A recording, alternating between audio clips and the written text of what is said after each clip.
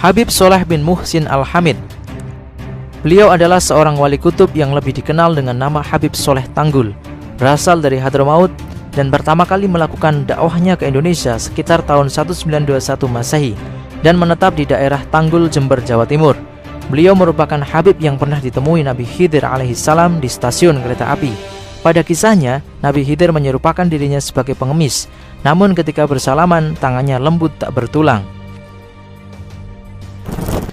Di antara banyak karomah beliau, terdapat salah satu yang unik, yaitu ketika seorang ajudan menghilangkan pulpen berharga milik seorang jenderalnya saat dibawa ke pasar, yang merupakan hadiah dari Presiden Amerika Serikat, yaitu Eisenhower. Kemudian ajudan tersebut meminta tolong kepada Habib Sholeh.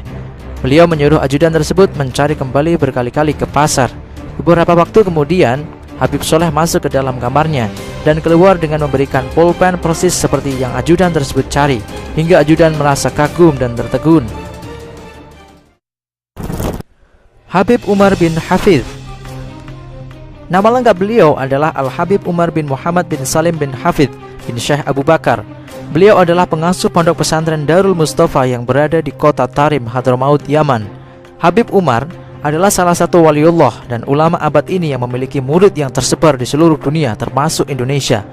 Tingkat keilmuan beliau pun sangat tinggi. Beliau menguasai berbagai bidang ilmu agama Islam dan hafal ratusan ribu hadis. Tak heran jika derajat kewalian pun nampak pada diri beliau. Begitu banyak karomah beliau yang telah terbukti atas izin Allah Subhanahu wa taala, seperti menundukkan singa dan jin, lolos dari kepungan lawan dan lainnya.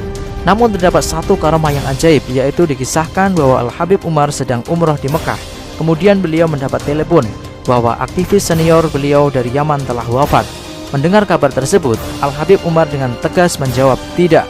Dan ternyata ucapan beliau yang saat mengatakan tidak itu, dalam waktu yang sama ibu jari si jenazah aktivis tersebut bergerak dan ia hidup kembali atas izin Allah Subhanahu wa taala.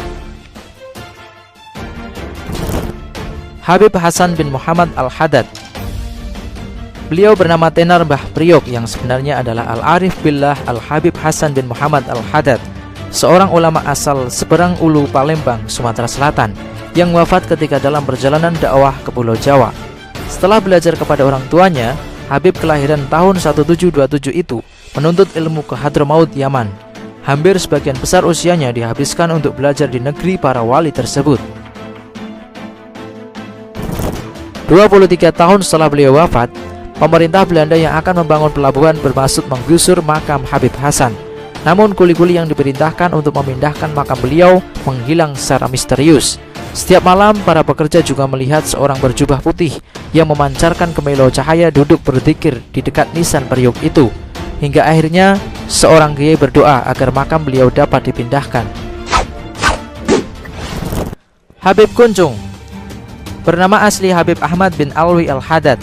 Beliau lahir di Kurfa, Hadramaut, Tarim, Yaman, 14 November 1838.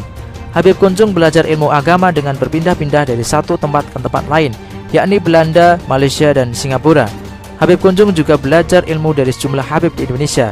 Nama Kunjung disematkan karena Habib Ahmad memakai kopiah dari bangsawan Bugis pada zaman dulu yang berbentuk kunjung atau kerucut.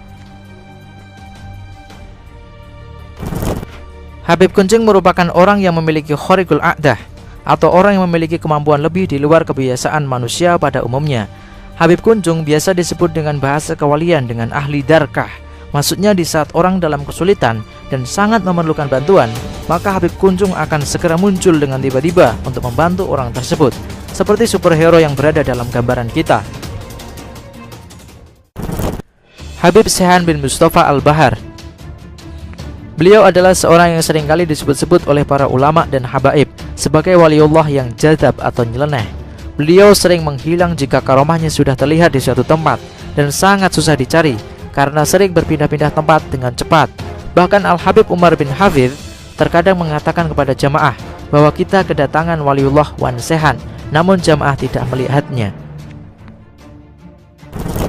Terdapat salah satu kisah karomah beliau, bahwa suatu ketika ada seseorang yang menyapa Habib untuk mengajak ke acara maulidan karena takut kemalaman. Namun Habib Sehan malah menyuruhnya berangkat terlebih dahulu sambil sedikit marah. Pada saat seseorang tersebut sudah sampai di majelis, ternyata Habib Sehan sudah sampai dan duduk di paling depan bersama para habaib. seseorang tersebut hanya bisa tersenyum dan kagum dengan karomah beliau. Demikianlah kisah keistimewaan para habaib di Indonesia. Semoga kita menjadi salah satu jamaah yang mendapat bagian doa dari beliau. Semoga bermanfaat.